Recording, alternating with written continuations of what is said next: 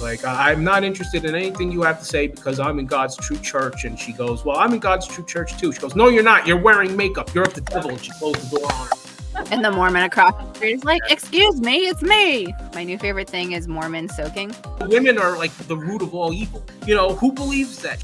Incels, you know, connected The patriarchy. I had never actually put it in those terms of the church conditioned us to be courteous all the fucking time. Cheapy stuff. Oh my God. Yeah. Justin, if you drink 10 more of those, you might get a slight buzz. They're the devil, but, you know, if they provide you a space for your services, you know, everybody's money is green. So I would have to explain to the teacher, I can't do it because it goes against my religion. And she would ask me, oh, are you Jewish? I'm like, Yeah. No. Like, are you a Jehovah's Witness? No. Well, what are you? I don't know. Seventh-day Adventist? I would just tell her, I don't know. Like, I'm 7. I don't know. What church are we in? And she would just tell me, we're in God's true church. Oh. Dear.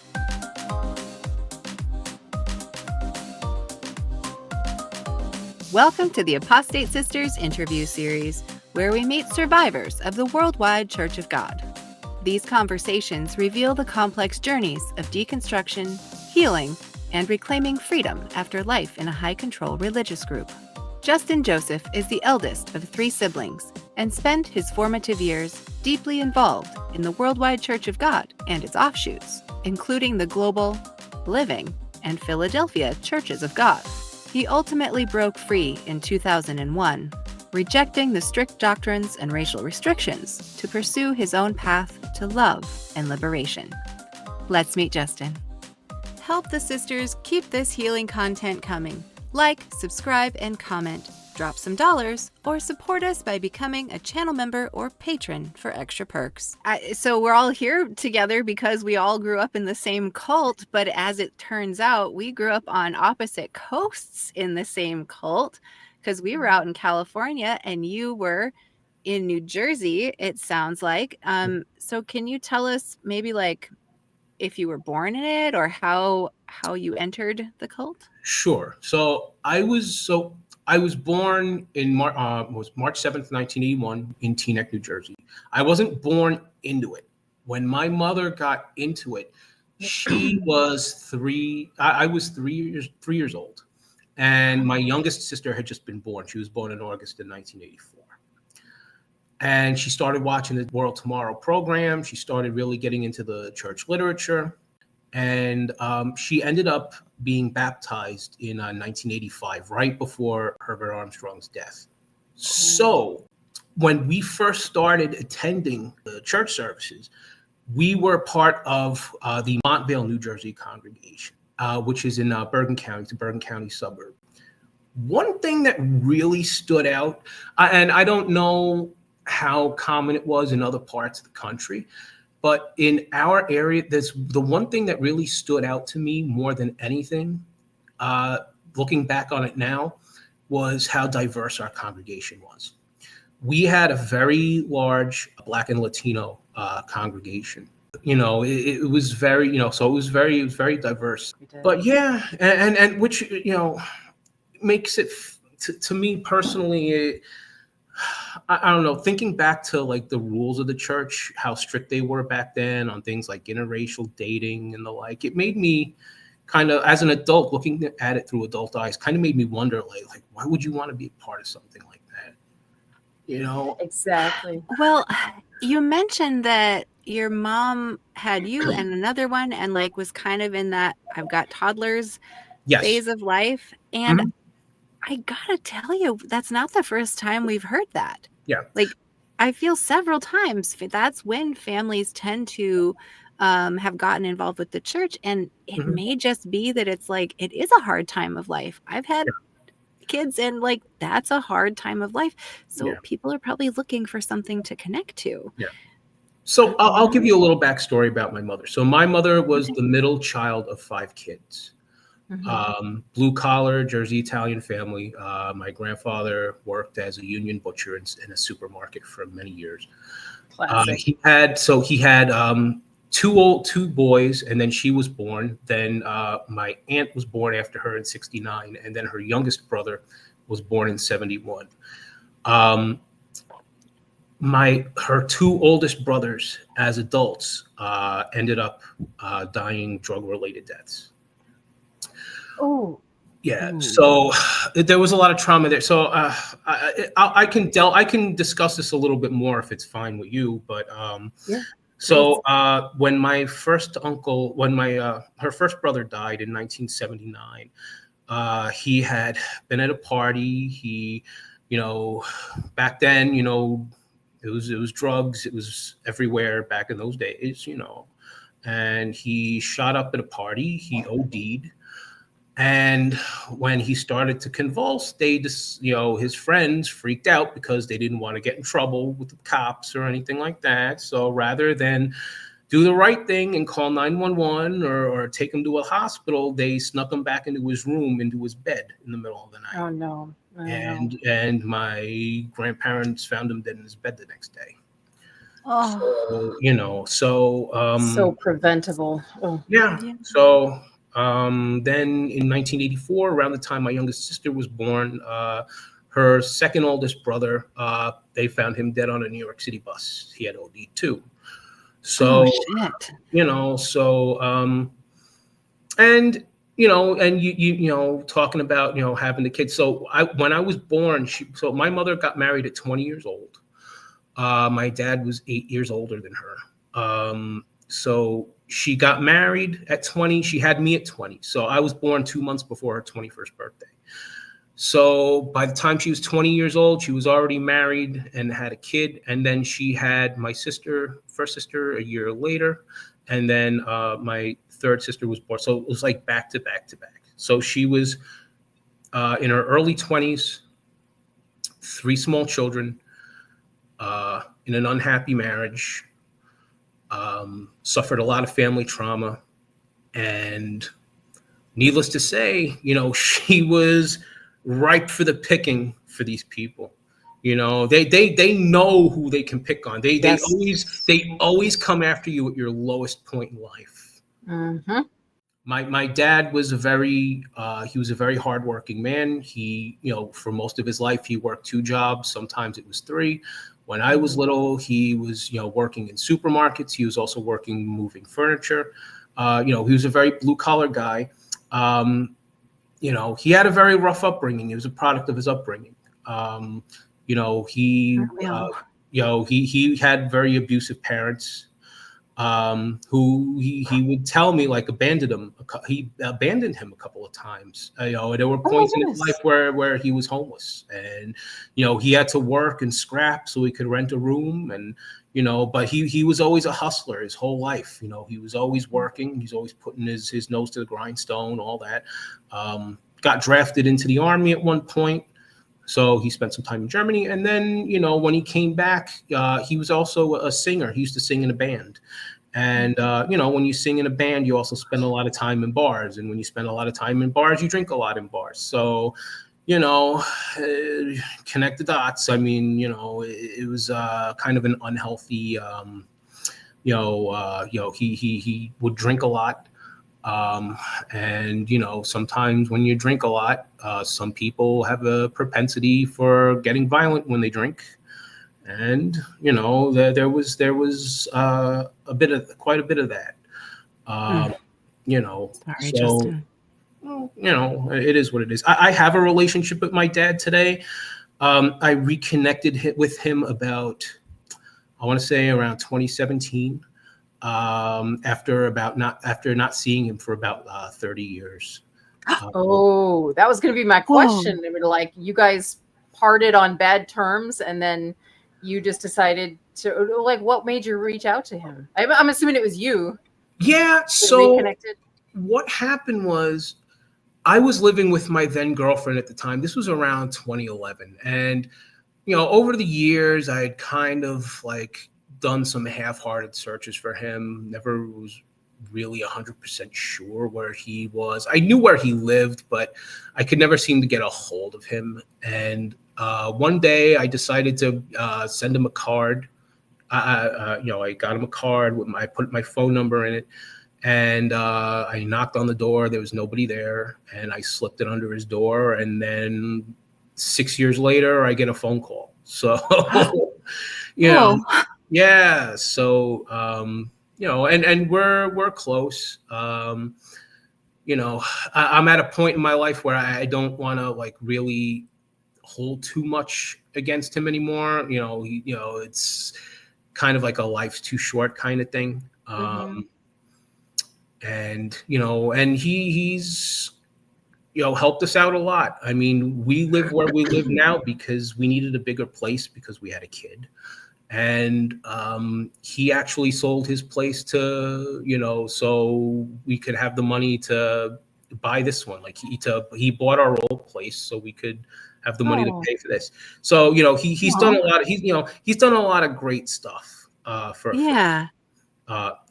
Have you and your dad kind of like talked through a bunch of it too and like gotten into it, or just decided like, hey, it's all right, we can meet where we're at?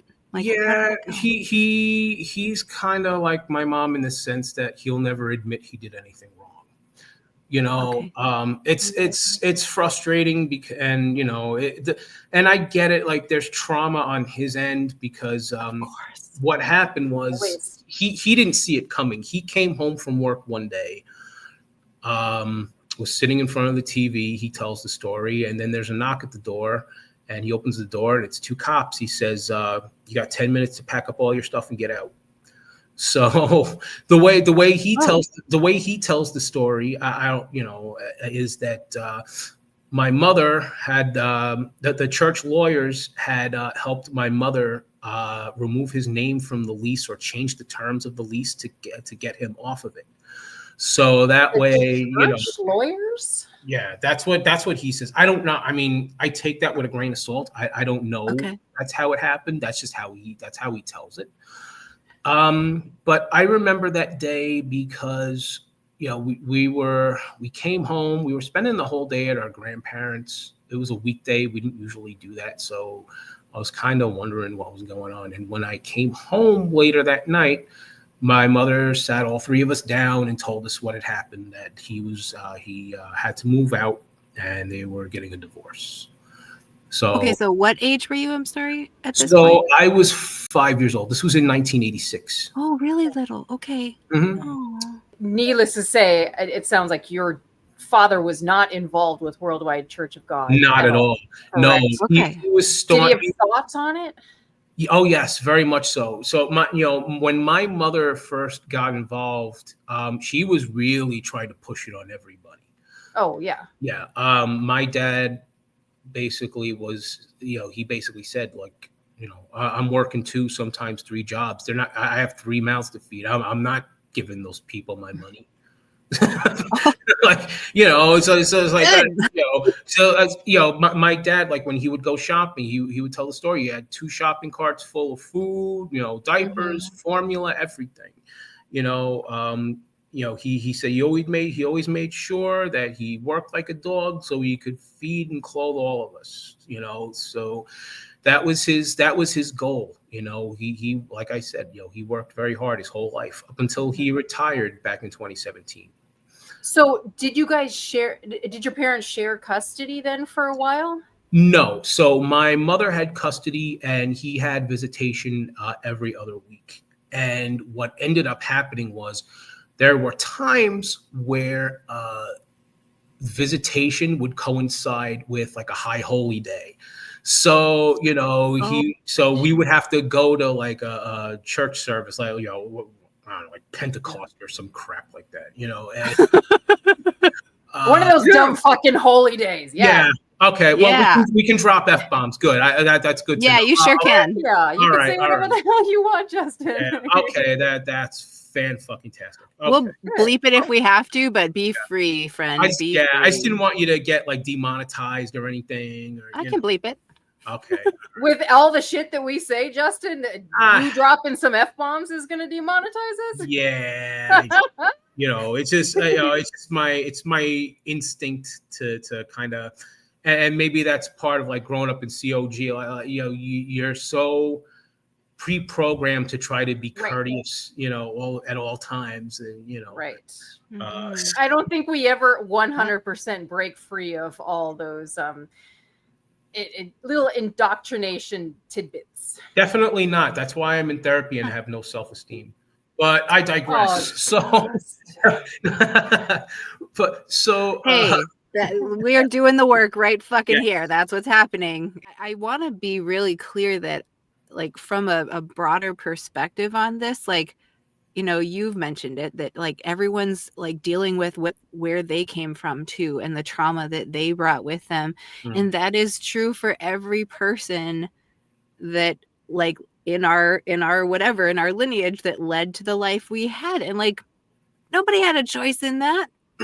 Our parents didn't either. They were dealing with their trauma in a world that had no help for that trauma, and told them to just be courteous, like you said. By the way, thank you for saying that. I had never actually put it in those terms of the church conditioned us to be courteous all the fucking time. But yeah, so like, I want to be really clear that, you know, no matter what we would say of like, oh, the terrible things you went through, like, yes, but that's not to say that someone else is bad or evil at all. It's just, we're all human dealing with the mushiness of being a human. So anyway, yeah. Agreed. So then what about your relationship with your mother? Because you did stay in the church then with your mother. Yeah. So we were in WCG. I was, like I said, I was 3 years old when my mother joined. We would meet in this. It's kind of like a banquet space in North Bergen, downtown North Bergen, on the like Union City North Bergen border. It's called. It's still there. It's called Schutzen Park Hall. So it was kind of like a German banquet hall. They had, you know. So it's so interesting because we attended Naberdack Hall. Where was it, Pat? Was it in Reading? It was in San Jose. It was in San Jose. Okay. Yeah, Naberdack was our home church in San Jose, and it's still there. That's so funny though, because almost everybody else we talk to talks about it being the folding chairs in a middle school gymnasium, but we were in this like kind of fancy hall that was always like rented out for weddings and stuff too. And so it sounds like you were more in that kind of thing too. Yeah. So the way it worked was they had like 3 different banquet spaces, and we would get like shuffled around accordingly, depending on what was going on in the other spaces. So we kind of got like moved around like musical chairs. The funny thing about the Montvale congregation was, for most of the year, they would meet in a Catholic high school in an auditorium of a Catholic school of all places. They're the devil, but if they provide you a space for your services, everybody's money is green. So. I mean, if they're not going to do it, I mean, somebody else will. So, I think what was it that was it Loma who once said, God answers prayers even if he uses the devil to do it. I don't remember. She said that. I love something like that. It was some kind of story my mother told me. I think it was, and I think I might have remembered reading it because I unfortunately I actually managed to read the whole volume 1 of Armstrong's autobiography. Oh, so did I. Actually, what did you think? Yeah, and I think I just remember very elite club. Really long. I read all the books, so I just remember it being very time consuming more than anything. But, I remember that story, it was like, she was like during the Depression or something, and she was praying for a loaf of bread, and some kids played a joke on her and went out and bought a loaf of bread and threw it through her window and, to make fun of her. And then she looked at him, she goes, God answers prayers, even if he uses uses the devil to do it, some nonsense, For all I know, she probably made that whole story up herself, But, that sounds likely. Yeah. But sorry, I got a little off track here. No, that's what we do. So from there, we met in that space from about, I want to say 1986 up until 1990, and then for whatever reason, I guess maybe it became too expensive or something. So we ended up meeting in a hotel. It was a Holiday Inn at the time, and that was another place we got shuffled around. Sometimes we were all the way on the 12th floor, which was like a banquet space, or if there was something going on up on 12, we would get moved down to the 2nd floor, which was like a little conference room. So we were in the Jersey City congregation until from 1986 until I want to say around I think it was like 1995, and then as the changes, so what happened was my mother joined WCG at a very, very transitional period. So she had joined right before Herbie died, and Takach took over. Oh, Herbie. Yep. And the changes were very, very subtle at first. Little by little, you were allowed, women were allowed to wear makeup again. And, we were allowed to celebrate birthdays again. That's Really? Yeah. So that was around like 1990, like, things kind of like loosened up a bit. And I just remember having a ball and, getting Nintendo games for my birthday and all that. And, Oh, Justin. That's why I had a 10th birthday party. I thought I didn't. Okay. Mind you, this was after. So I don't know how school was for you. When I was in school, whenever there was an assembly or a kid was having a birthday in class and brought cake and goodies and whatnot, or like there was a holiday assembly or something, so I would have to sit outside of the classroom and wait for it to end. And so it gets worse. So what would happen was, I would have to be in the same space as all the kids who got kicked out of their classrooms for misbehaving. So I would sit outside with all these kids who had gotten kicked out for being bad. And every time a teacher or administrator would walk by, they'd give us dirty looks or have some kind of snide remark. And, I had no time to explain my story. I'm like, I'm 7 years old. I mean, I'm not that articulate yet. So I'm trying to explain to them, no, I'm not with them. And, there was no, that's so destructive. So what I started. This is really resonating. Yeah, so really resonating. What I started to do after a while was I would bring some of my school books with me. So that way I could sit there with a book in front of my face so nobody could see me. So the only caveat to that was I had to turn my books upside down because we had book covers on our books back in those days. And so my name was on my book. So I had to make sure they were upside down so nobody could see my name on the front of the book or what class I was in. So after enduring all of that, it was nice. It was nice to like finally be able to observe and celebrate birthdays and all that. But in back of all of that, after enduring that, to say, it's okay now, no harm, no foul, right? Right. But yeah, it was that was I remember I told that story to my wife and she couldn't believe it. She's like, oh my God, that sounds so cruel. Yeah, it just sounds so familiar. So, I don't think I was ever pulled out of school, were you, Pats? But I just kind of had to sit there and not eat pepperoni pizza and all that kind of stuff. But I don't think I ever got pulled out of school. Mm-hmm. Oh, I ate all the cupcakes. Nope. I did not say no to birthday cupcakes in school. Sorry. But it really strikes a note that they made you sit outside and be separate and not get to have the fun. Like we felt like that, like fun was discouraged. It wasn't okay. And so it's like that persecution narrative that churches love to talk about.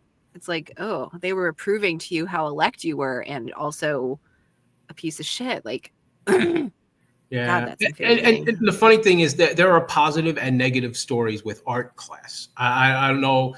So, so when I was a kid in art class, at first, whenever it was like Halloween or Christmas or Easter, they would do some kind of holiday themed project and I couldn't do it. And at first I would have to explain to the teacher, I can't do it because it goes against my religion. And she would ask me, oh, are you Jewish? I'm like, Yeah. no. Like, are you a Jehovah's Witness? No. What are you? Like, I don't know. Seventh-day Adventist? I would just tell her, I don't know. Like, I'm 7. I don't know. And Right? yeah, at one point, after being asked this question multiple times, I actually went to my mother and said, they asked me these questions and I have no answer. So like, what church are we in? And she would just tell me, we're in God's true church. Oh. Dear. And even no. even at 7 years old, I knew I could not say that, to my teachers. So what ended up, what ended up happening from that was, it was explained. She went to the school and she explained the situation. So after a while, the art teacher would tell the class, well, we're doing this for Christmas. And then she would say, Justin, I know you can't do it because it goes against your religious beliefs, so we'll have you do something else. The positive story, that's where the positive part of this story is in. So like for Valentine's Day, all the kids are doing like hearts, or on Halloween, they're doing pumpkins. And I'm doing like a Ninja Turtle. And all of the kids are looking at what I'm doing. It's like, oh my God, I want to do that instead too. Some light at the end of the tunnel. That really fucked with my mind too. When you just said, Justin, when a teacher said because it goes against your religious beliefs, I'm like, it wasn't your fucking religious beliefs. It was your parents. And we, like you said, you didn't know what the hell was going on. Yeah. That's exactly how I felt as a kid too. I just felt small. I'm like, what? Yeah. I'm not good enough to have all these. And you know what's funny about that line, looking back with adult eyes at that line of questioning, I think back to it now, like being interrogated about what my religious views are. As an adult, I would have said, none of your fucking business. Well, I'm 7 years old. What do I stand to gain from lying about that? Yeah. If I tell you I can't do it for religious reasons, take me at face value. Right. Why do you need to know that for? I know. I feel like, well, I can't say what people would do now because everyone's crazy, but yeah, I feel like, the prevailing social whatever in our country would be more like, oh, I'm not going to touch religion with a 10-foot pole. Like you say that's fine. Whatever. I'm not saying anything, but who knows? It's funny you mentioned that you kind of went through that struggle of having to have the teacher figure it all out, because our parents had a 1-pager, like a letter that they had detailed out all the things we were not allowed to do that they would meet with the teacher and give at the beginning of the year. I didn't know that, Pets. That's Oh yeah. Cool. Good times. Okay, so I think we got on this track though because we were talking about how your relationship with your mother through these years, because you're having all these experiences, but you're in the church and your mom is like leading the charge of this. Yeah. So yeah, as messed up as messed up as things were growing up in the church, I was actually, I would say, my sisters would say too, my mother always favored me because I was the firstborn and I was the only boy out of 3 kids. So she had a tendency to give me preferential treatment. That could also backfire because, sometimes I would bear the brunt of the most strict, because I guess that kind of comes with the territory of, you're the oldest, so you have the biggest cross to bear, or you have the biggest, you have to be an example for everybody and that sort of deal. But I was a mama's boy to a point. As time went on, as I became a teenager, we ended up kind of, as teenagers go, you kind of want to like forge your own path and do your own thing. And, but my mother made sure to still have like a tight rein on me, to kind of like make sure that whatever you do, don't leave the church, She ended up getting remarried in June of 1994 to somebody in the church. Yeah.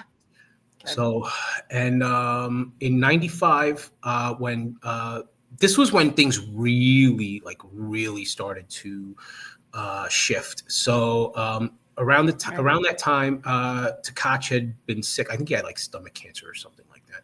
Oh, I think you're right. But it's post his 94, like the big, what was it, Christmas Eve sermon? Yeah. Yes. I remember it was like we could watch Saturday cartoons before church. We could play video games.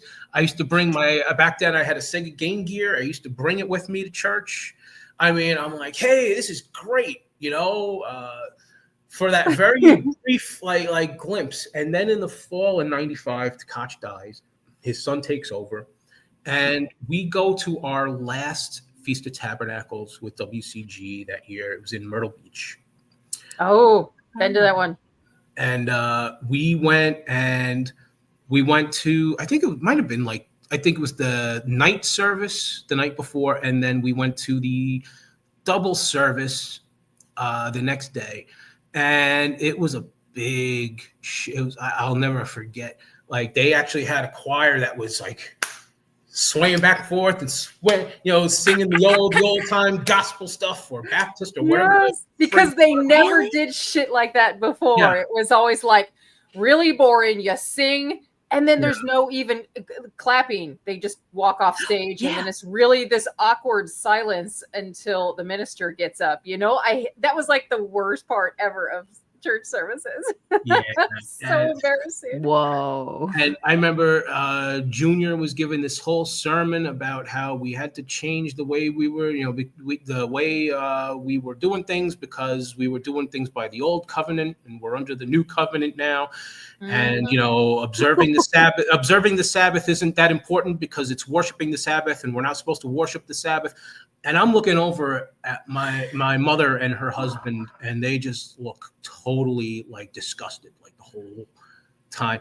And that was like kind of like when I knew, it was like, that's it, we're done here. I felt it coming. We never attended another service while we were down there again. We came back. We were my parents and my uncle. So my mother in 1990, or I think it was 91, actually got her youngest brother, my uncle, into the church. So he was, he was one of those like long hair, like Aquanet hair metal guitar players in high school. And now, and my first bully. And he was also, and now all of a sudden, he's finding religion now. My mother had sucked him in, and he cut all his hair off, and he was still my bully. He just went from one extreme to the opposite. And he bullied you with verses, didn't he? He bullied me any way he could. So we were I was born in 81. He was born in 71. So there was only a 10-year gap between us. So, no matter how old I got, he always saw me as just this little kid that he could condescend to and talk down to, and thought he was always smarter than at all times, and that sort of thing. But she got him in I think in 91. And they were all sitting around the table with church literature from different groups. They were initially leaning towards, they were kind of like having this like round table discussion, like, Wait, so you're saying they're all like, oh no, Worldwide has strayed from the truth, so we're going to find out who's carrying God's message forward? Right. Because at this point, as after the 1994 split, all of these offshoots are being formed, right? Yeah. Some of them had already formed, yes, but then there were some new ones, and probably just like the same as our parents, Justin. Our parents were looking for like, okay, what's the right one? It wasn't like you could just go and choose one of these offshoots. They had to find the right one, the God's true church. So funny story. I think it was around, I want to say like 92 or 93. One day my mother was like, going around, Rob, and I think like because certain members of our congregation at that time were just mysteriously receiving like issues of like the Philadelphia Trumpet, and they didn't know what it was. So smart. Yeah, and they were and I guess it had Armstrong sitting in his stupid chair like on the front of it. Stupid chariot guided. They're all like up in arms, like, how dare they send us this? They're whoever this person is, they're attacking God's church. And then as time went on, more. Did they get the watchtower too? Yeah. So my mother actually, funny. I actually have a funny story about that. One time, a witness knocked on our door. Oh, and my mom actually started to argue with her. She's like, I'm not interested in anything you have to say because I'm in God's true church. And she goes, well, I'm in God's true church too. She goes, no, you're not. You're wearing makeup. You're of the devil. And she closed the door on her. Okay, I can picture that right now. It's like, okay, a witness on the outside of the door, someone from WCG on the other side of the door, just going at it like, King Kong versus Godzilla. No, I'm in the true church. Yeah. Holy shit. And the Mormon across the street is like, excuse me, it's me. Yeah. So, PCG was actually the first splinter group that kind of came out of it, and then that we had ever heard of before.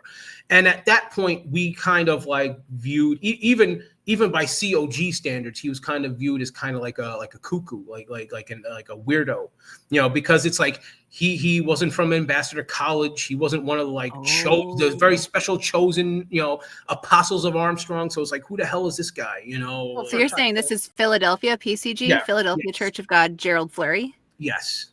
Okay. So, but fast forward a little more. So they're all sitting around a table.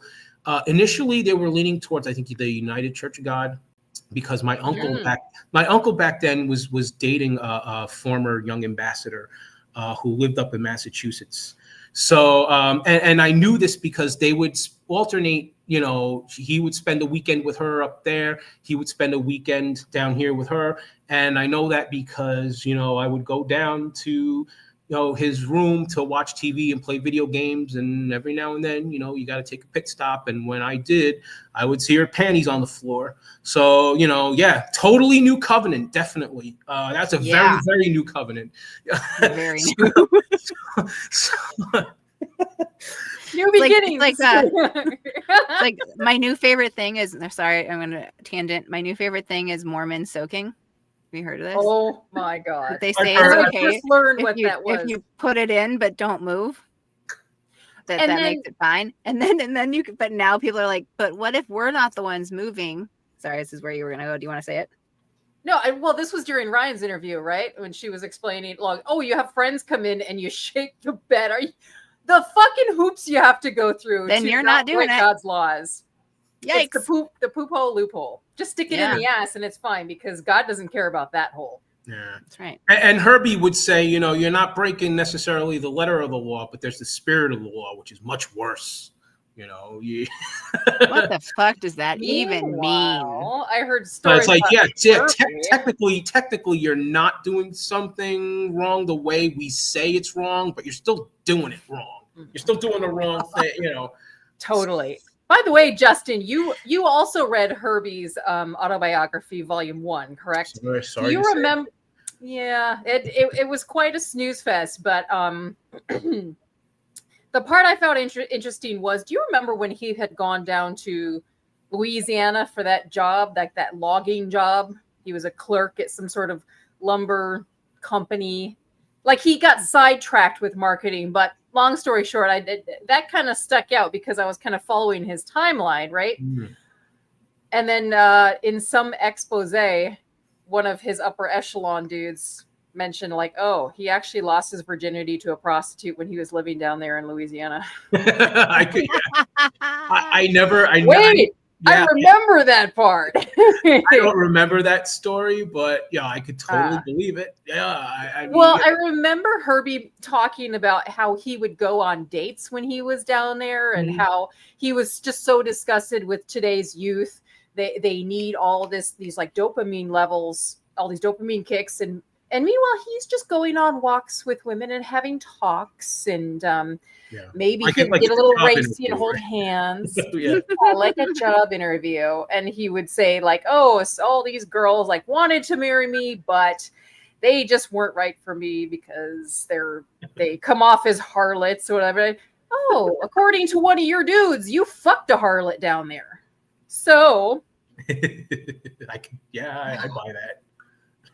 It's probably true. He really had an affinity for beautiful women. Yeah. I mean, who doesn't? But Mhm. yeah. Well, I had always heard the rumors of, his his questionable relationship with his daughter Dorothy. Yeah. So I mean, I don't know, but for sure, I don't think anybody does. But yeah, I could see it. So, like I said, like they were kind of initially leading towards, I think, the United Church of God, and then they started passing around literature from the Global Church of God, and I think they resonated with GCG more just because they knew who Rod Meredith was. Like Rod Meredith was essentially like Herbie's like right hand man, and he's one of his like top guys. I call like I would say maybe like Luca Brasi to like Vito Corleone or some shit like that. Yeah. Oh, everyone knew who Rod was, and Yep. it's my understanding that Global Church of God was one of the first offshoots. It was just a collection of different ministers. Yes. Put together, and that one didn't last very long. Correct? Yeah. So he left in He left. I think he started the Global Church in '93. We joined it in '95. So we went right from WCG right into GCG. So, and we held our church services in the basement of a Masonic lodge. Awesome. Another one, I mean, hey, if they're offering you the space, they may be demonic, but hey, you know what? Our money's green, their money's green. So, hey, why not? So, I mean, churches are so busy fighting each other. They only come together when they have a common interest. It's like Judeo-Christian. Like they don't give a shit about each other. In fact, they're always fighting. Like they only come together when they need to, when they get political. So. Mm-hmm. Yeah. When they need to stop a 10-year-old rape victim from getting an abortion, they're locked in arms. Yeah, absolutely. Yep. Oh, that's some shit. Yeah. So, Right. We were in the Global Church from '95 to '98. So, and I went to Global Youth Camp in '98, the summer of '98. I think that's like 27 years ago now. Still trying to wrap my head around that. 27 years, my God. I know what happened. So, and it was a blast. That was a lot of fun. I mean, I don't remember learning anything spiritual. The big thing that I did, the one thing that the big leap that I took at summer camp was volunteering to do the opening prayer for the church service. Ooh. So really investing in your faith, huh? Yeah. Well, you know what it was? There were a lot of like beautiful girls there, and my whole thing was, all right, I gotta try to make myself not look like a dork like I am at home. So I gotta try to do all this impressive shit to try to impress girls. So that was my thing, and they loved me because they would say, "Oh, say coffee. Oh, say say the accent." Yeah, because all the girls that I would talk to, they all loved that about me. That was my thing. That's what I was known for. So and looking back at my summer camp, looking back at my binder, I could remember all it was me with my arm around a different girl, the whole friggin' album. So I was even a good times for you, huh? Yeah, I was a topics master for our camp. So we all had all the different we had boys and girls camps. We were broken down into 4 different groups, and we all had a night where we had a dinner and a dance and all that. And they actually made me the topics master with one of the girls from our group. And where we get to ask all kinds of questions and kind of have ask silly fun questions and stuff like that. Or my favorite one that we came up with was, if Adam and Eve were the first man and woman, did they have belly buttons? Excellent. That sort of thing. So would you say it was like the Global Church of God equivalent of being Prom King? Oh. Maybe. I don't know. I would never hang that kind of title on myself. I don't have that kind of je ne sais quoi to do, to be a prom king. I don't think, but yeah, maybe, perhaps. They thought they picked me because they said they thought I was the best speaker. Because like we would do like a speech class during the camp, and they thought I was the best speaker out of everybody. So that's what they tapped me for. They tapped me for that. So, That's but great. it was fun, for what it was. Then after the summer, I remember we went to the Feast of Tabernacles. It was our last Feast of Tabernacles in GCG. It was up in Niagara Falls. And when we got back, we had heard about the church split. So because Rod Meredith had gotten into a big heated argument with the board of directors, and they actually kicked him out. They got rid of him. So he went and he started the Living Church of God. And I remember the church service. So we had our regional pastor tell us what was happening. And after the service, what he did was he laid out a flyer, a letter from each side explaining their side of the story. And that everybody in the congregation had to decide which side they wanted to be on. Whoa. And so what ended up happening, what ended up happening was those of us who stuck with Rod Meredith and went over to LCG, we would meet in that space in the morning. After our service was over, as we were leaving, the GCG people would come in and they would have their service right after. Good. And it was funny because whenever we would be leaving the parking lot, we would see like the other people who used to be our wonderful friends. All of a sudden, it's like they're the enemy, like they're North Korea now. Like we can't have anything to do with them. So, they're all pulling in as we're leaving. Across the Mason-Dixon line or something. What the heck? Yep. So that was. Never mind all those atheists and heathens out there and the pagans. It's those people who used to be part of God's true church. Yep. So they aren't anymore. They probably watch TV on Friday nights for all we know. Oh, the shame. But so you're saying that like you had that break where you could do like Saturday morning cartoons and birthdays and stuff, but like once you were global and then living, that went away again because you were back to the true stuff. Yeah, we even did Easter Sunday at my grandparents'. The one and only time. And but we didn't last long enough for Christmas. So because we left WCG by fall. So we missed the boat on that. But so we were in LCG for I want to say a year. And the messed up thing about it was I was planning on going to the summer camp again in the summer of '99.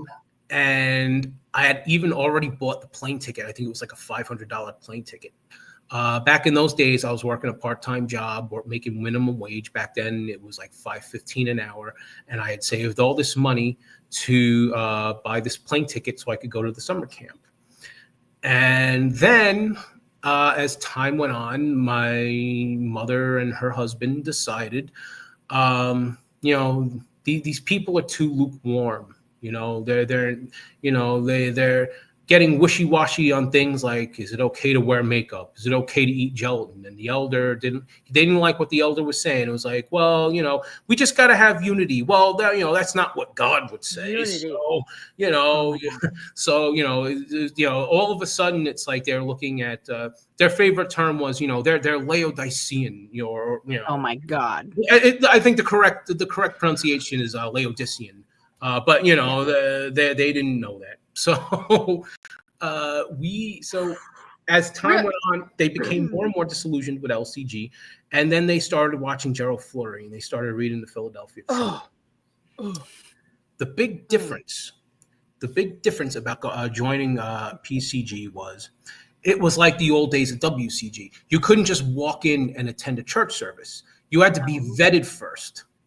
So what they had to do was they had to read, I think, Mystery of the Ages, and they had to read Malachi's Malachi's message is, I guess, that was like, I think like that was Gerald Flurry's big manifesto that he did with John Amos.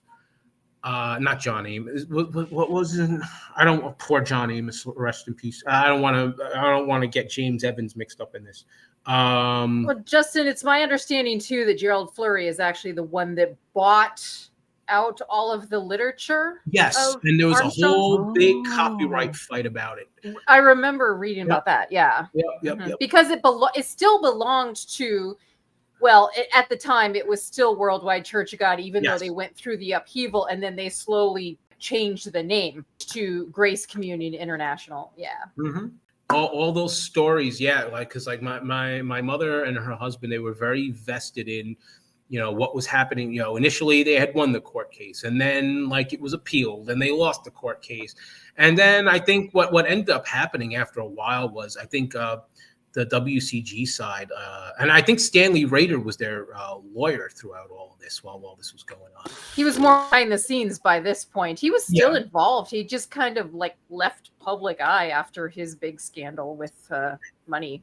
Yep. Yeah. And eventually, I think they ultimately won the rights to republish the literature.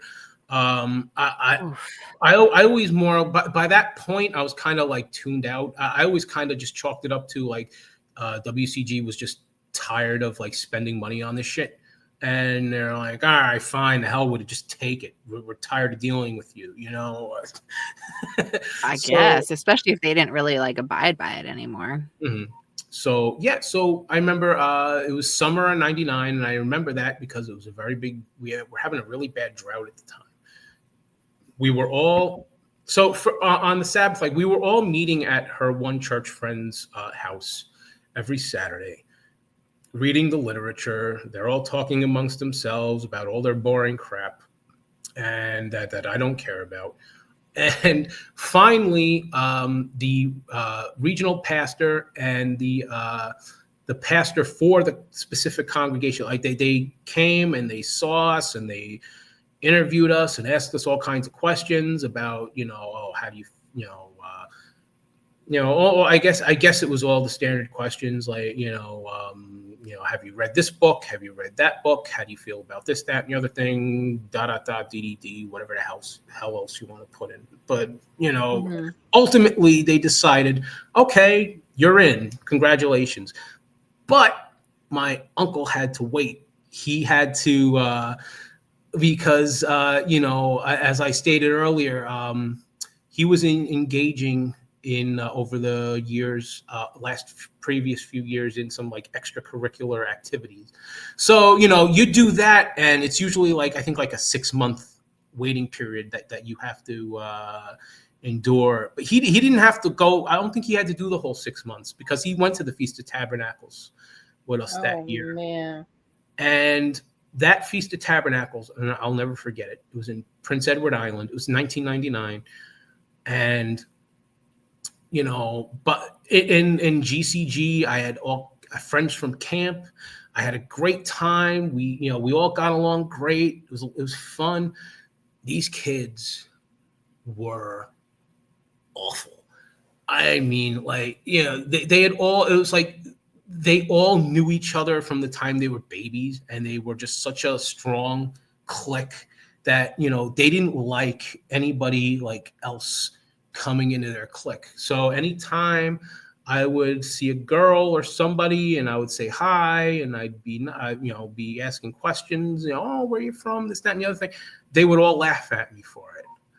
It's like, who the hell is this guy coming in here talking to our women? That sort of thing. With that sexy accent, what's he doing?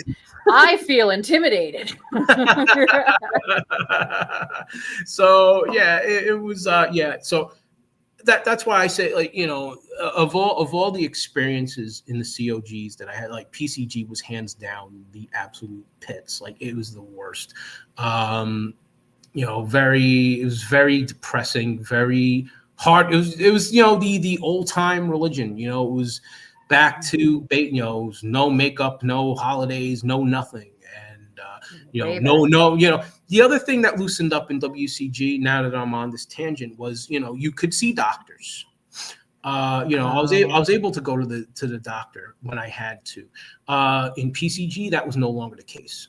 Oh shit. Okay. Is it still? And yes. So, and I think I've told you this story in comments before. So long after I was gone, long after I had left PCG, what happened was one day during a church service, my uncle collapsed and suffered a seizure during a church service. So he got rushed to the hospital. I think they did an MRI or something on him, and they found that he had a brain tumor. So they recommended that they obviously, you have to have this tumor removed. And he wouldn't do it because, as per the healing doctrine of the church, you have to trust that God will remove the tumor and heal you. And and by this point, he was married with a baby. His wife had a baby, I think, in like 2009. They had a son in 2009. And as time went on, the tumor grew, and as the summarily happens, he became an invalid. He would have frequent seizures. He couldn't work anymore. He couldn't drive anymore. He couldn't really leave the house anymore. He was a complete invalid. Wait, so it was okay for him to be rushed to the hospital to get checked out by doctors, but not have a procedure done by doctors? Don't ask me to explain it. I have no. I'm on your side on that one. Yeah. Wow. I feel like Nancy and I may have been quite sheltered from that aspect of the harm that the church caused people, because for whatever reason, like our mom needed a C-section to have all of us, and they just did that. And then we always went to doctors. Mm-hmm. The number of times the pink amoxicillin was in our fridge, so I don't know what mental gymnastics our parents went through to be okay with that. And so then I hear stories like that, and fuck. Welcome to religion. But before things loosened up, there was many an anointing cloth. Man, I remember getting those in the mail, and I remember one time wanted to keep it, and my mother said, "No, it's a sin. You can't keep it. You have to throw it away immediately." What? Because I was fascinated. I'm like, what the hell is this thing? You put the cloth on the head and you pray over. I don't have to tell you how it works, but yeah. No, thank you. I forgot. I remember one anointing oil cloth time, but I don't remember the logistics. So that's on the head. Okay. Yeah. So what happened? Yeah. The way it worked was you got the anointing cloth. It had a little spot of oil on it. Your mother or your father, they put it on your head. They prayed over you to be healed.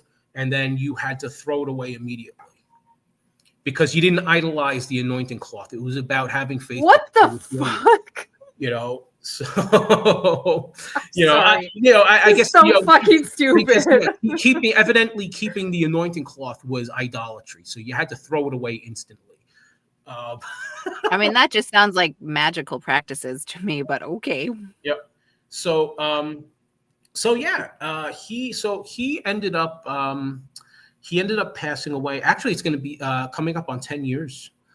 One day his wife and son went out to the supermarket food shopping.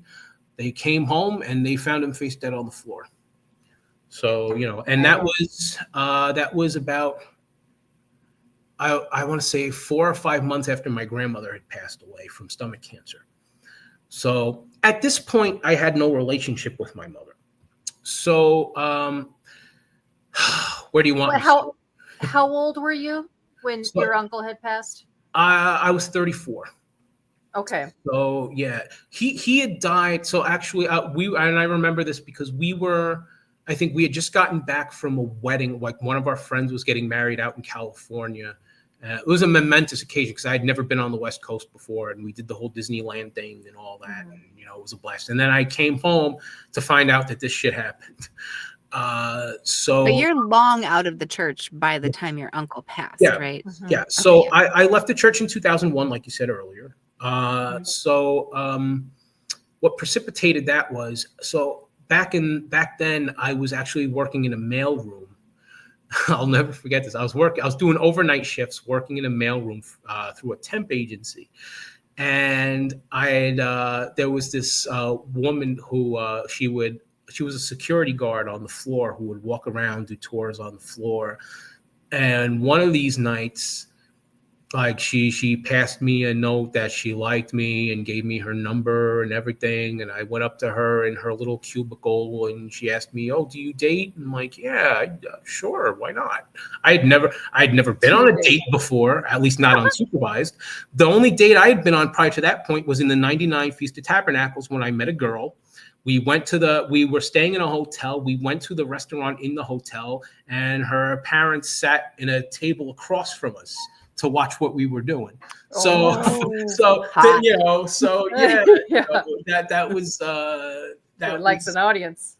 Yeah. So not to get too far off topic, but Justin, I don't know if you ever saw our interview with David. He was one of our real early interviews. He always said that, like, oh, he always had such luck with the girls from the church. That was really the only good part for him. It was like he went to school and the girls ignored him, but in the Worldwide Church of God, I got some kinds of tale. And I'll tell you, like, from personal experience, I'll never forget the first time, and I think it was the Feast of Tabernacles in '98, my last one in GCG. The first time I ever shared my hymnal with a girl, that was in COG land, that was equivalent to getting to third base. You're as good at, you could just carve that notch in the friggin' dashboard. I mean, that was an unbelievable accomplishment. Like that was like. Would you like to sing to Jesus together? Yeah. Oh dear. You look like someone, and I'm trying to think of the name of the show. Give me 1 second, Justin. Sal from Impractical Jokers. Oh boy, I have to Google this now because I've heard of that show, but I've never seen it. You're both Italian American, but I feel like you look a little like him. Okay. Yeah. That's fun. I was afraid you were gonna show me somebody fat, but you know that. No. Right. What in the world, Justin? You have a lot of negative self-talk going on there. Yeah, he does.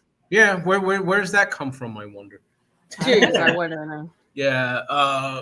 My therapist tells me the same thing all the time. It's like, why do you put yourself down all the time? So sometimes I try to pass it off as like kind of like just like self-deprecating humor.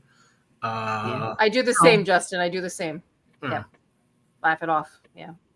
Isn't that awful? All these little ways that the church just fucked us up as adults. Mm-hmm. Look what survivors you are. Yeah. Sorry, I got in the way of your burp. It's okay. And how dare you interrupt my bodily functions? So therapy helps a lot. I'm in therapy currently. I've done it multiple times in my life.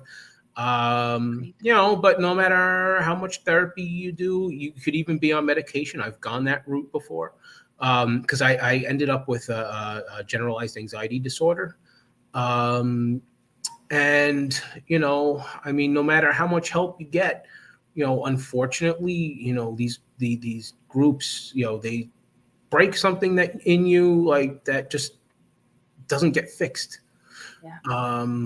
You find ways to work around it. When if you're fortunate enough in this country, so, we have a healthcare industry. We don't have a healthcare, system. So, not everybody is fortunate enough to have the means to, treat their mental illnesses and their issues and the like. But, I can at least say I'm fortunate enough to be able to get the mental health care that I need.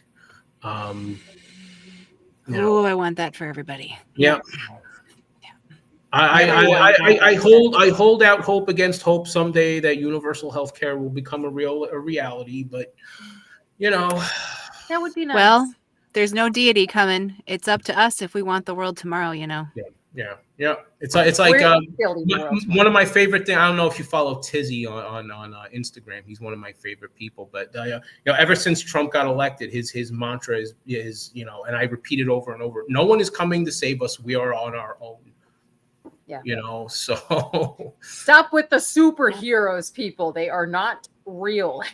Yep. We can all be superheroes. We can all be a piece of the superness of us. I probably have too much hope in humanity, but hope is all we have. But the thing is, I will say that it's true, because every time we do one of these interviews or really like sit down where someone can be safe enough to say their real story, their real things, like every single one of these people are beautiful, complex, gifted, like emotionally rich people. And so like to think like, oh, we have all these like stupid whatever people around, it just kind of upsets me, because I don't think anyone is bad or evil or wrong or dumb. We all are dealing with the situation that we came up in, and if we can see that and like hold that for ourselves and then use that as compassion to look at other people, like, to me, that's how we get there. And it does seem like a long battle, but I don't know. The fact of what we saw in the cult, I just feel like it gives us this moment to be able to speak our truth in a way that people will resonate with, even outside of the cult, and be able to rise to the moment of doing something for humans. Like, you are making a difference right now, Justin, for people who listen to your story, because they will see themselves in so many pieces of it. It's already resonated with me, Justin, you talking about what you went through, in school. And I did just want to point out, thank you for being a cycle breaker. We definitely have to draw attention to people that are cycle breakers. That shit is not going to continue through your children. No, you have stopped it. So ever since our son was born, I say it to anybody who will listen. My primary objective, my primary goal in life is to make sure that my son has as healthy and as happy and as normal a childhood as humanly possible. He's not going to endure any of the same bullshit that I had to endure growing up. So was your situation, I'm assuming it's kind of similar to mine, where you never believed in this shit. You just made yourself small. You were confused about what was going on. You never really believe. Well, some of it may have gotten into the indoctrination, but I made a sincere effort to believe what I was hearing and what I was reading and what I was studying. And the thing with that is, and for me, it was like the more I read it and the more I studied it, the more I came to the conclusion that it was just a bunch of made up bullshit. That's how atheists are made. Yeah. It's like Penn Jillette once said, read the Bible because we need more atheists, and nothing will get you there faster than reading the damn Bible. That's really how it happened. So true. Yeah, that's really how it happened for me. I studied the Bible. I studied the Bible throughout the course of my life, essentially to the point where I read the Bible from cover to cover. And the more I tried to believe what it said, the more I realized, this is garbage. This is nonsense. It's just, talking donkeys. Yeah, no thanks. I'll pass on. It's mythology. Right. It's a perfect mythological book. Yeah, a bear killing kids because they made fun of a man's bald head. Elijah. Yeah. The OG incel, evidently. I love that. Ooh. You know what? I'm honest. Honestly, for an episode. Honestly, I'm convinced the Old Testament, the whole Old Testament was written by OG incels. Because if you go by what they teach, it's like the women are like the root of all evil. They're the cause of all evil. So who believes that shit? Incels. Connect the dots. Patriarchy. like, here's this Men that cannot get here's this laid. beautiful woman standing over here who I have no chance in hell with because I have a horse's ass for a personality. It's all her fault, not mine, you know. Oh, you're so right, Justin. You're so right. Everybody else note is to wrong, self not with me. that. You know? So at this point in time, we had bounced from WCG to GCG to LCG, and finally we were in PCG. And at this point, I'm 20 years old.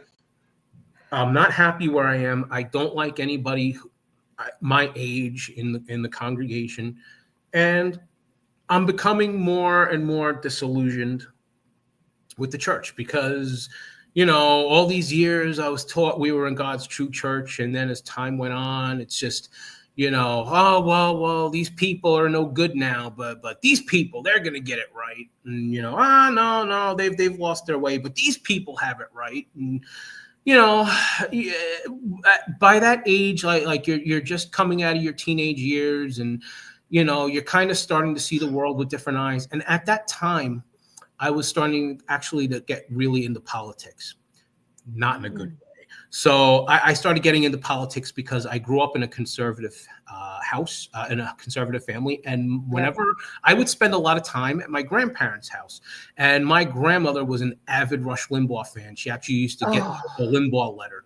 So, you know, so I was back in those days, I was all about George Bush getting him elected. So, you know, you can hate, you're more than free to hate 2000, Justin. So, you know, and, you know, we don't blame you. We don't blame you. You know, I was just coming out of, you know, a strict far right extremist cult. So, you know, I mean, it was a natural segue.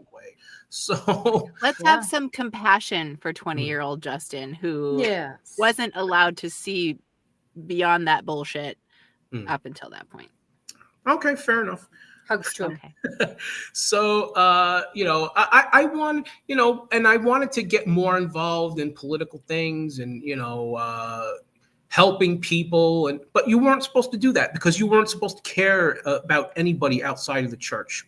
This is why, and incidentally, this is why when I see, you know, when people get shocked by the lack of empathy that evangelical like Christians have for people who are less fortunate, and you know, it's like, how could you feel that way? I'm like, yeah, I get it, because that, you know, I grew up around that shit. You weren't supposed to care about anybody who didn't think like you. And that's the mentality that the whole MAGA cult has. You know, if you're not just like me, you can die. I don't care about you. You know, the world is not our family. We only care about the family and, you know, the inner circle that is going to save the world from Satan. You know, that sort of deal. The elect, the chosen. Yeah. The elite. So, but you know, I went off on a little bit of another tangent there. No, this is good. Keep going.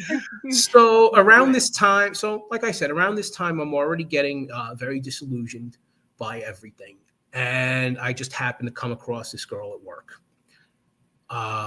and she takes an interest in me without me having to make an effort. That was a big, you know, because that was something I had never really experienced before. You stud. Evidently. So I don't. So she passed me kind of like a love note with her phone number in it. So, you know, we started talking on the phone, you know, and talking on the phone turned into like whispering sweet nothings over the phone and all this. And we finally decided that we wanted to go on a date. My mother, the real life, if you ever watch like Everybody Loves Raymond, she was like the real life Marie Barone who like eavesdropped on everything. You know, she caught wind, and you know, I pretty much told her this was all happening during like the whole like the 7 days of unleavened bread. This was like around that time. So you know, I told her I like her. You know, she likes me. We want to go out on a date. And it was strictly forbidden because for two reasons. One was because she wasn't a member of the church. You can't date outside the church. And two, she was black. So she was African from Kenya. And yeah, so interracial dating in PCG in the year 2001 was strictly forbidden. You could not date outside your race. Yeah. See, we were in California, where I'm pretty sure some of that was overlooked because it was fucking California, where it was everybody there. But like, oh my gosh, 2001? Yep. So, and I'll never forget this. This was my last service, my last ever PCG service was the last day of Unleavened Bread, 2001. After the service had concluded, the second service, I'm looking at my mother and her husband talking to the pastor. They're in the front of the room. I'm watching them. They're looking at him. And then my mother's looking over at me with tears in her eyes, looking angry at me. And they're looking at him and looking at her. And basically, the pastor told her, he knows the rules.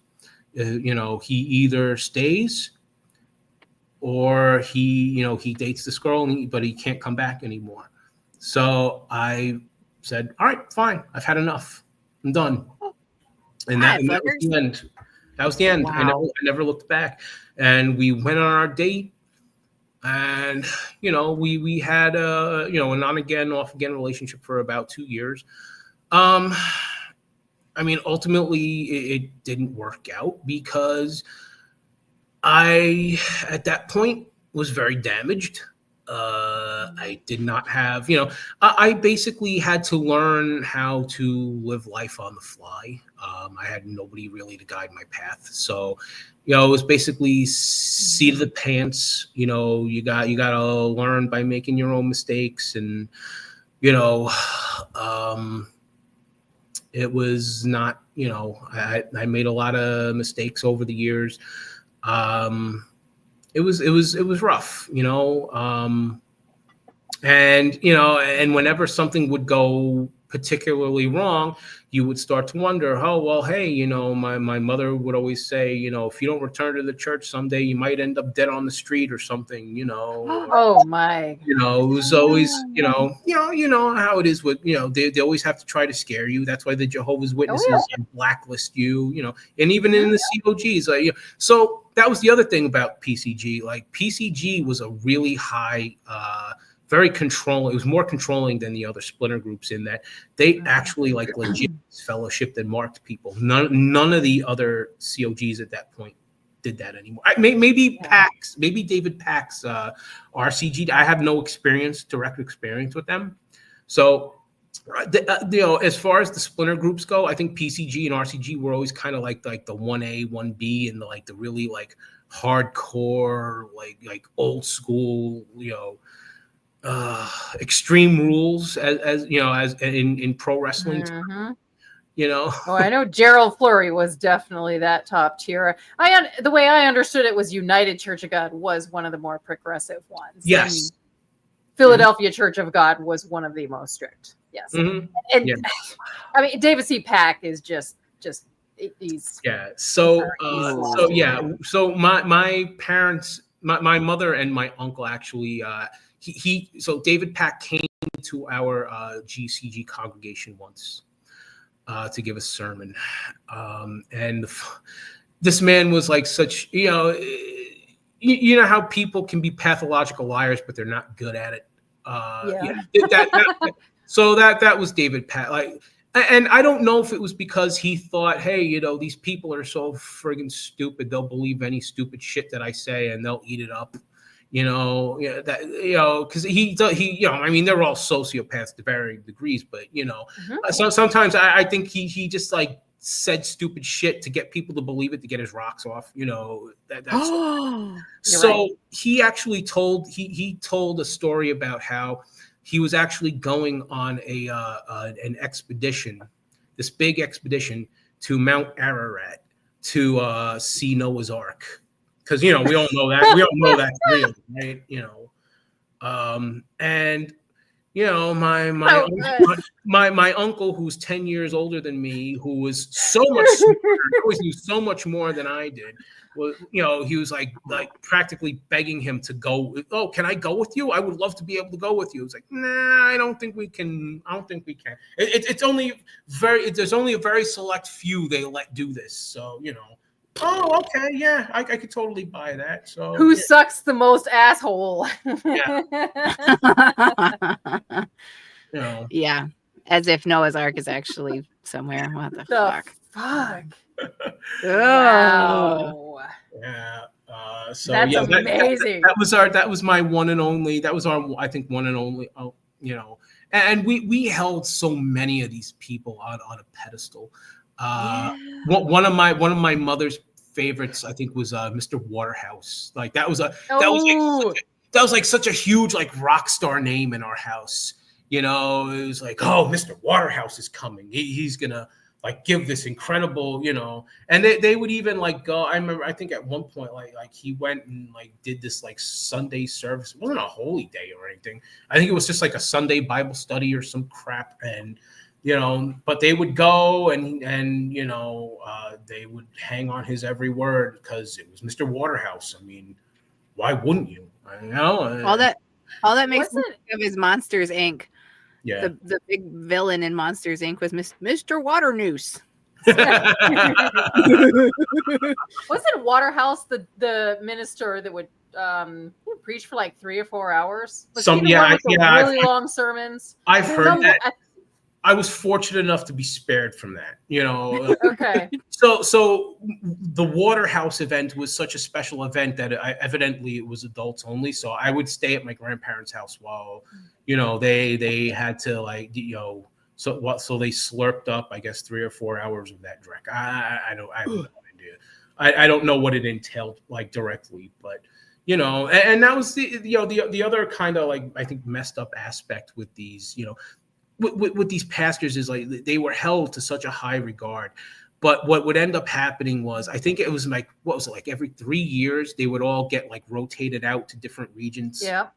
And so I don't know. So in our congregation, every time every time a regional pastor got transferred to a different region, I don't know if this happened everywhere, but we used to have this like whole big like goodbye ceremony to like commemorate their time there. And I remember one particular year we had one pastor. His name was, I think it was Greg Sargent. His name was.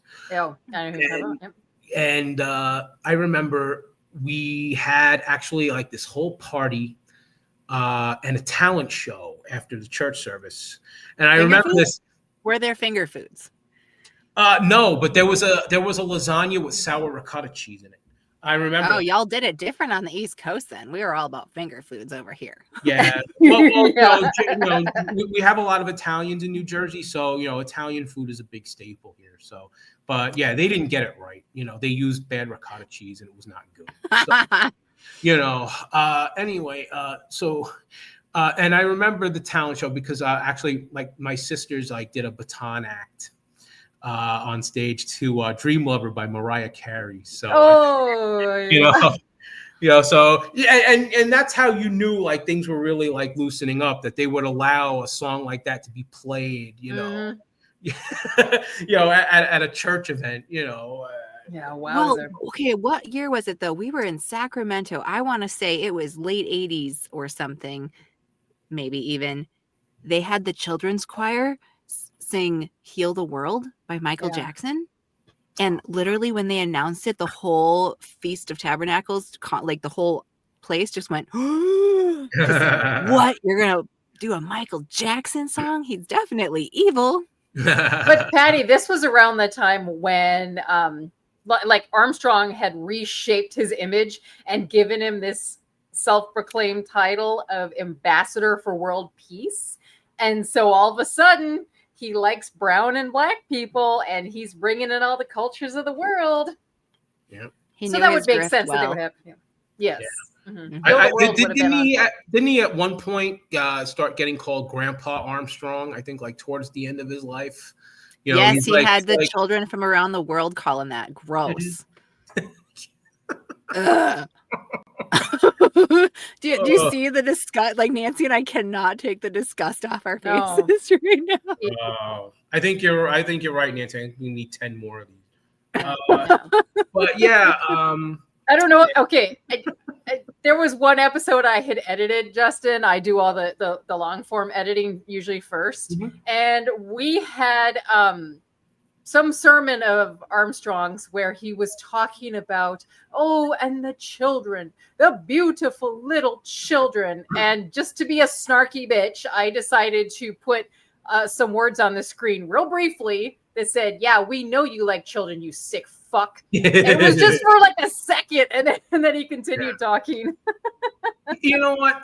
While we're on the topic of Armstrong sermons, I'll share one of my most memorable Please do. moments. So towards the end, I don't know if it was his last. It was probably one of his like next to last, because his final sermons mostly consisted of like gaslighting the congregation, like like most of you don't get it and you'll never get it, no matter it was all like piss and vinegar, and but there was this one point at this one particular sermon, I'll never forget it. So we weren't allowed to go to doctors, we weren't allowed to go to the hospital for anything, but he was. So he actually told a story about how he was in the hospital one day, and his doctor was telling him that I think he had to have some sort of procedure, and they said that in the event that you need a blood transfusion, we can provide you one.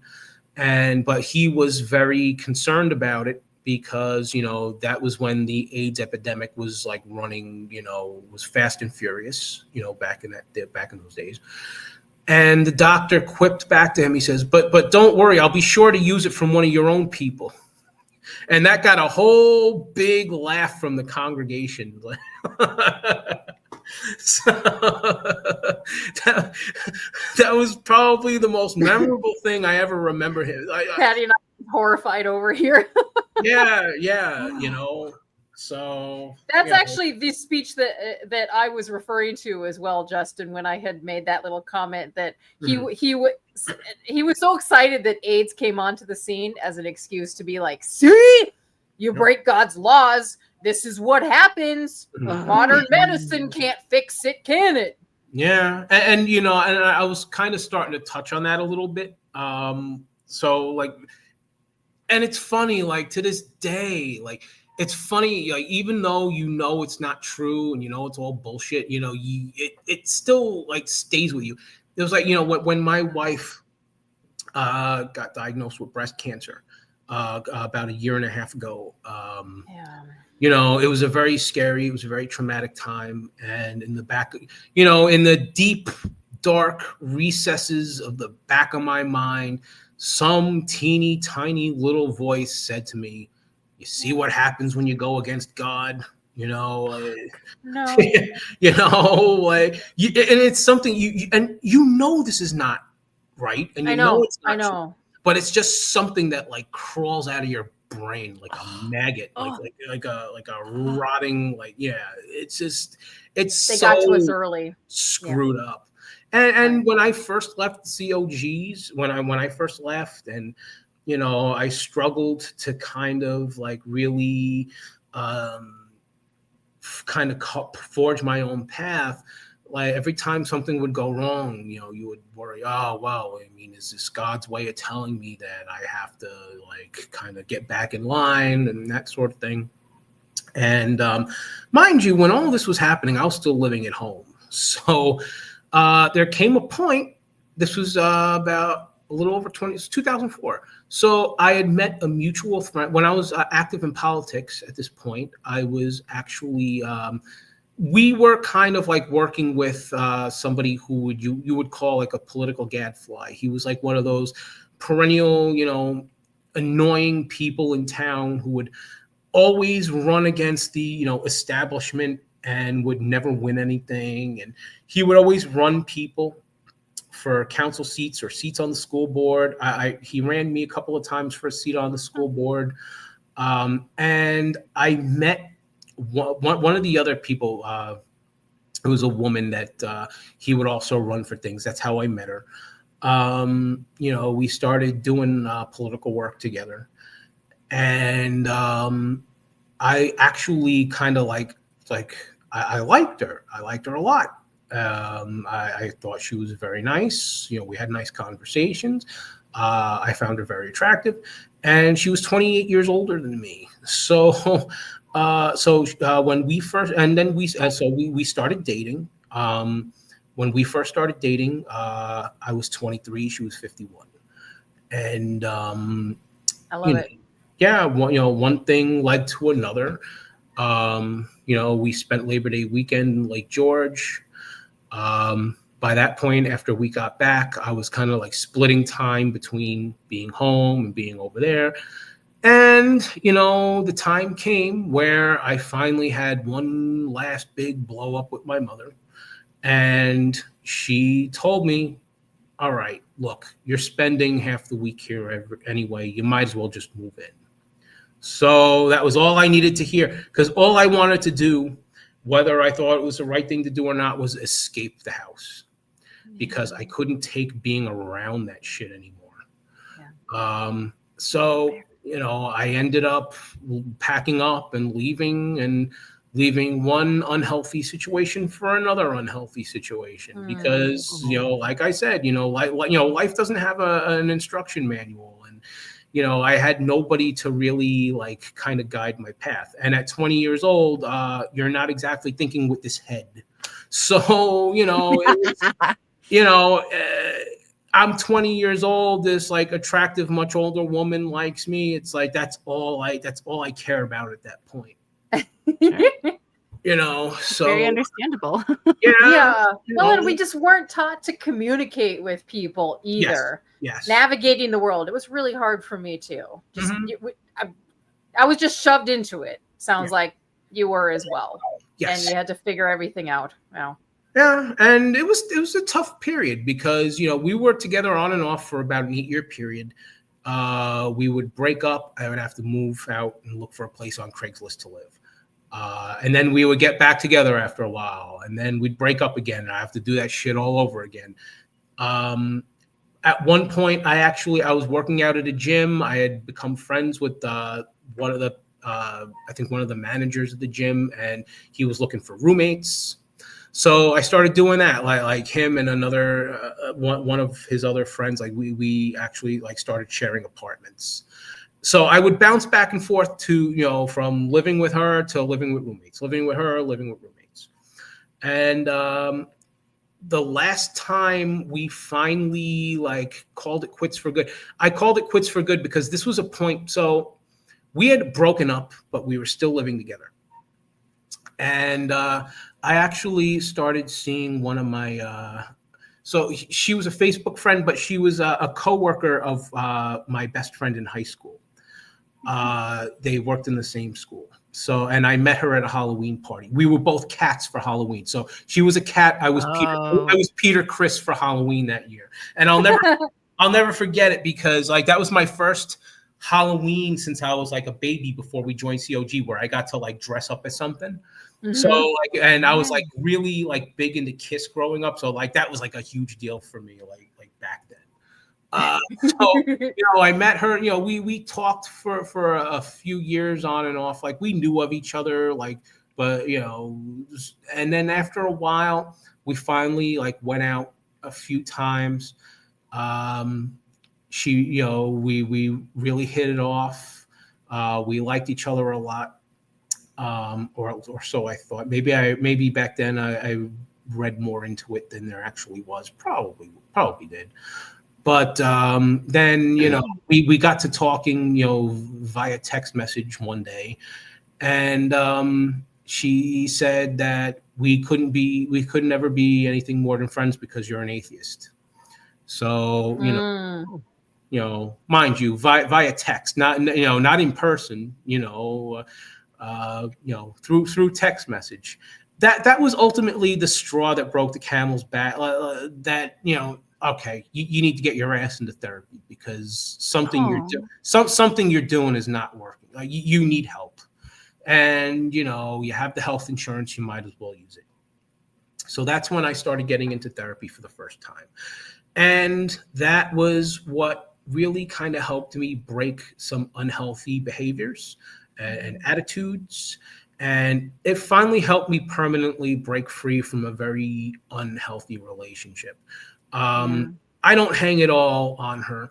I just think, the age gap was so big that we reached a point where we were at different points in our lives where we had different needs from our significant other. We weren't compatible anymore. So, I ended up moving out for good. And then, I ended up meeting my eventual wife, which is a kind of a funny story. If you'll bear with me, I'll. So go for it. And then just to clarify, up to this point, I don't think you've had really a good secular support system, have you? No. You probably feel like an absolute weirdo. Like there's something wrong with you because there's a fly in here. All these people around you are making you feel like there's something wrong with you because you don't believe in this deity that they do. And so you're just constantly in that mindset of like questioning what's going on. Is there something wrong with me? But yet something's telling me this isn't right either. Yeah. The one ally I really had was my best friend from high school. He was the one actually back in 2000. He was the one actually back in 2003 who introduced me to Penn and Teller bullshit, and he was showing me the episode on I love it to this day. The episode they did on Mother Teresa, the Dalai Lama, and who else was it? Gandhi, about how illustrating how religion was all bullshit. The episode on the Bible, how they like debunked the stories of the Bible, So that was really my first foray into atheism. He was the one that kind of like helped me kind of open that portal for me, and made me start questioning, what I was taught from a very young age. Through all the Bible lessons that we had to endure. I don't know if after church services you had your Bible lesson classes, and then you got your certificate at the end of every year. And all the whole congregation laughing at the little kids being scared to walk up on stage because trauma's funny. So, but yeah, but so. What ended up happening was I was kind of like, I was living with roommates.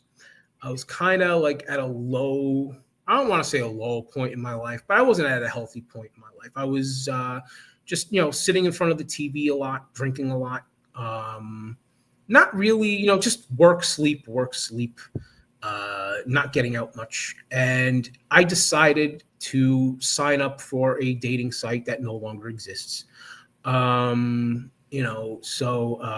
remember it's called evow.com. So basically it was a site that was run by Plenty of Fish for people. I'm dating myself now. It was for people who wanted, serious long-term relationships instead of what POF offered at the time, which was miscellaneous.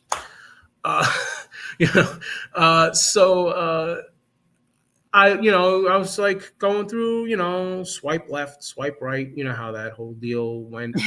And, I came across my wife's picture, my eventual wife's picture, and I liked it. So I swiped, I think it was left swipe to like somebody. And one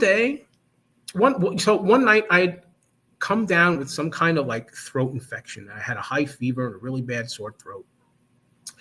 And I'm in the hospital. I drove myself to the emergency room in the middle of the night because I didn't know what the hell this was.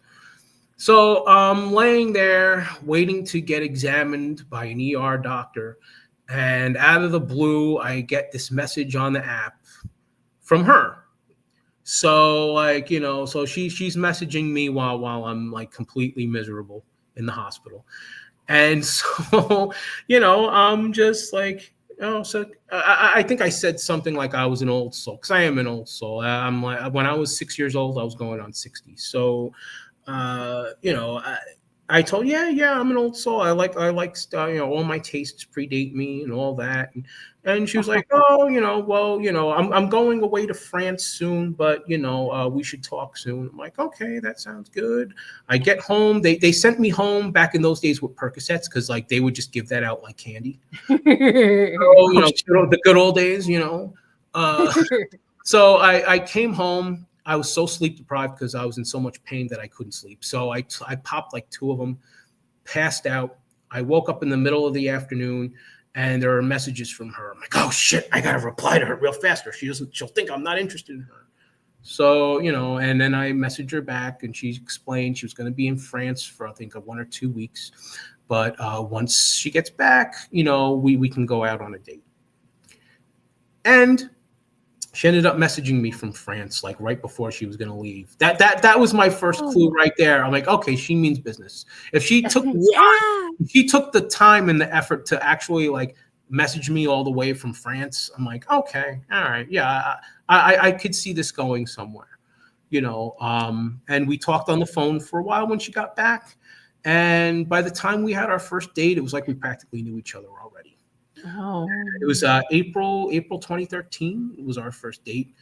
We hit it off right away. By Labor Day weekend, we were engaged, and by March 2014, we were married. And the rest is history. Oh no, it's so great. So, and I've seen you two interact on Facebook. You're an absolute sweetheart to her. I'm so glad that you found someone that you connected with finally. Yeah. I mean, I wouldn't have the life I have right now if it wasn't for her. So was your relationship with your mother kind of faded off, or was that just completely over by the time that you did get married? So what ended up happening was, after my first breakup with my ex, I kind of called her with my tail between my legs saying, hey, it didn't work out. So I moved out, and I moved in with my mother temporarily for like, I don't even think it was a month, until I found a Craigslist apartment. Like somebody was looking to like rent out one of the rooms of their apartment. So, once I was able to get out, I did as fast as I could. I ran for my life. And then what ended up happening was, at that point, PCG had put out Raising the Ruins. And what I ended up doing was, I went on to Amazon, and the review is probably still there for all I know. I trashed this book because I knew I didn't even have to read. I knew all the bullshit stories in there that he was telling. So, because we lived it. And, so I gave it a 1-star review and totally trashed it. And, I was coming home one day from work, from doing an overnight shift. I was almost home on the bus. And my mother left me this whole angry message that I better remove that review. Saw it. Oh. So the other part of that story is, I don't know if you have any memory of this.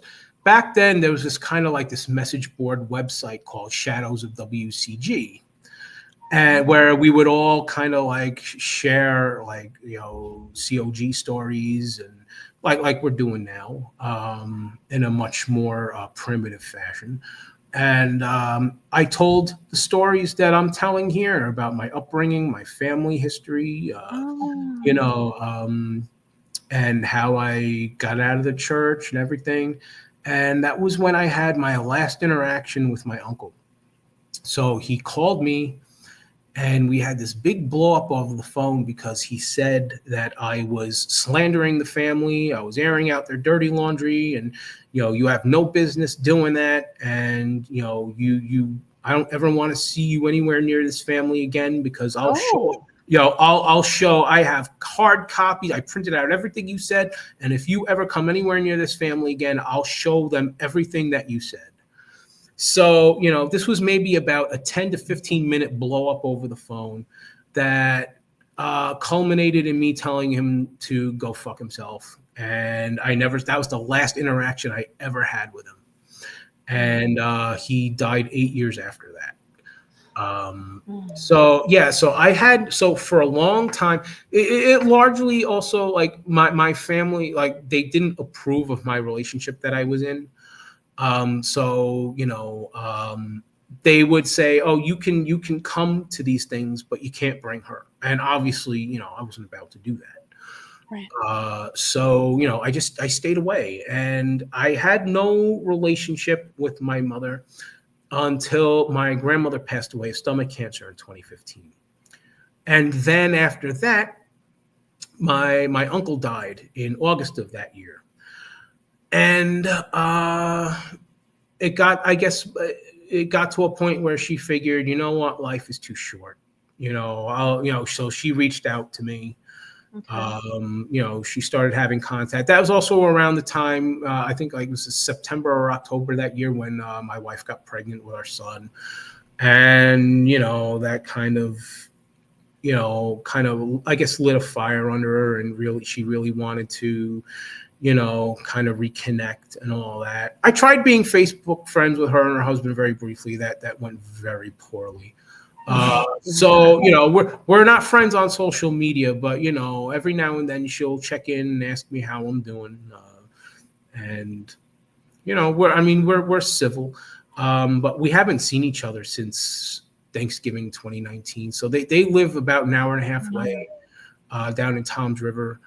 She doesn't drive, and her husband works overnights. So I guess logistically, like, they can't they're just unable for whatever reason to make it up here, which is sad because they haven't seen our son since he was 3 years old, and he's 9 now. So there's a lot that he's missing. Wow.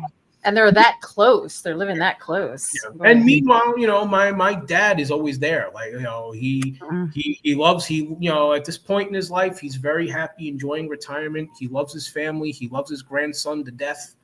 He's a great grandpa. And Good. it's it is what it is. I have a very good relationship with my dad. With my mom, it's civil, but I have a relationship with one of my sisters. Okay. You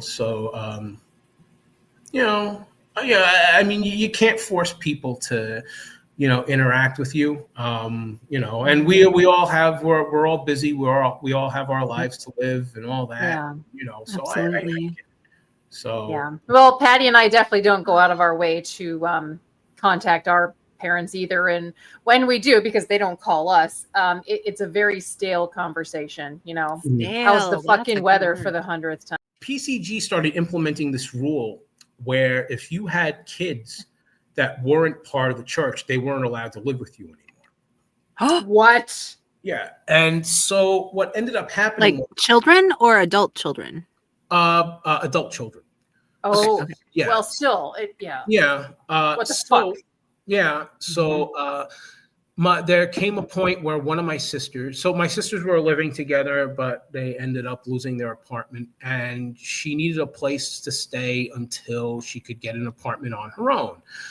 And so she was staying with my mom until she could find a place, like I did. And my uncle ratted her out to the church, to the pastor over it. And the pastor told her, she has to leave. You can't, and she wouldn't throw her out. She wouldn't kick her out. And that's how she ended up getting disfellowshipped. Wow. I mean, you can feel the love of Jesus all over it. Yep. So much love. I almost get it. It's so much love. The biggest love. Sorry. But and so my nowadays, my mother and her husband, so they like listen to sermons on the computer. I don't know if it's like some kind of internet church of God. I don't know what you want to call it. We should start that one. Oh shit.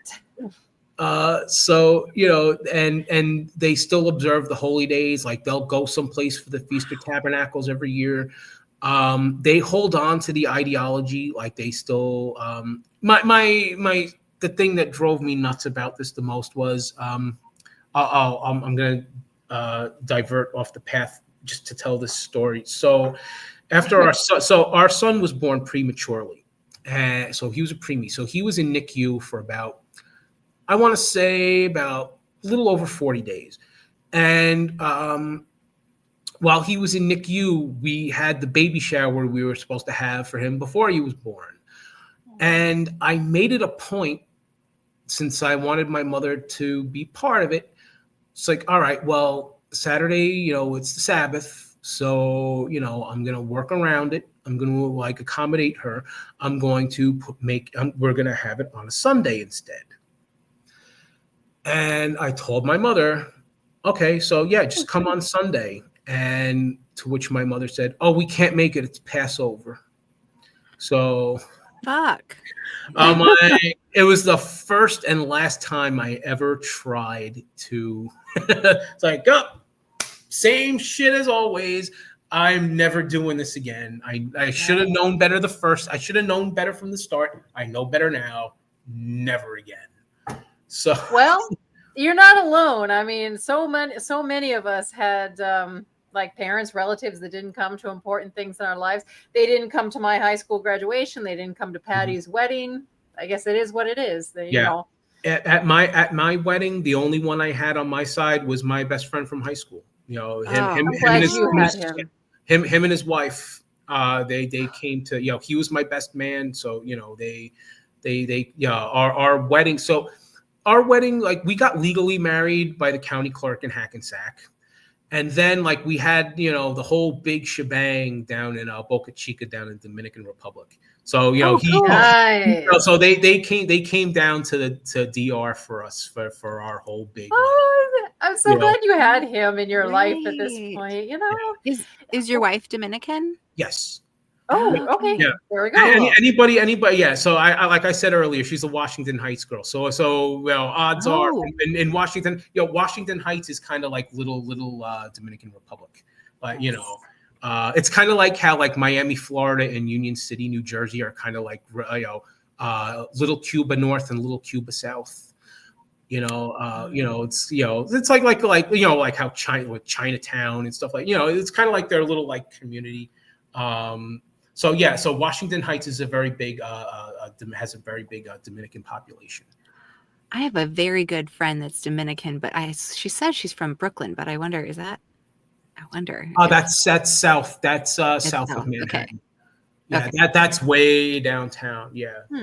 So I work in downtown Manhattan, and that's further. Yeah, that's a different borough. Yeah. So you got to pay a whole other toll to cross the bridge on a car to get to Brooklyn. So,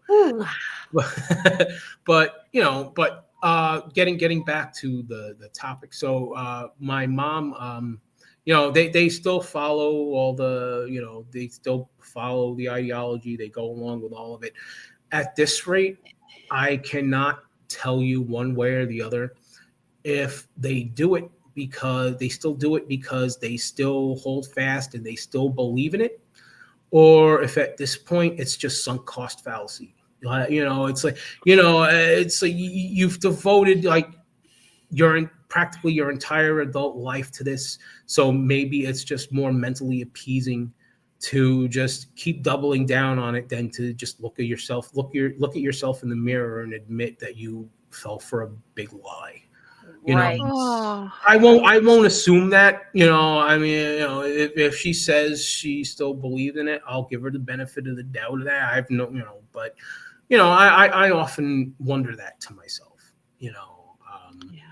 and I do think a lot of the people who are from our old Jersey City congregation who are still in GCI, I guess it's called now. If they're still in it, I feel like maybe for the most part they're just still in it because it's like a social club for them at this point, and that's where all their friends are, and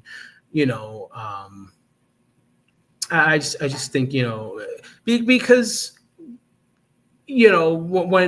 especially when you end up moving from splinter group to splinter group, you have to leave everybody you knew before behind who didn't follow along with you.